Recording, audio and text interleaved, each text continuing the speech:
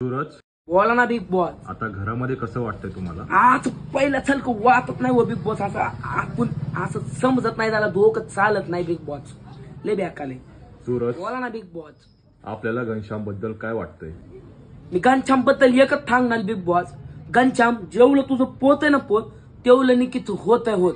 म्हणून तुला सांगतो, तू तर निकीच्या जास्त आधी लागला ना, निकी तुला असं खाऊन बुकीत टेंगुल दिले बेकाल.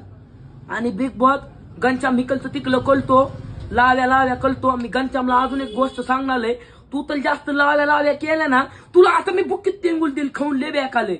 मग तुला कळणार पण नाही टेंगुल तुला आलाय का टेंगळाला तू आलाय. ले बेकाल.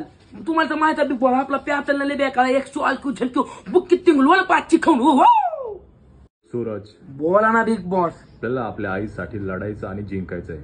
बरोबर आहे बिग बॉस. सध्या सगळा महाराष्ट्र आपल्या सोबत आहे. धन्यवाद बिग बॉस.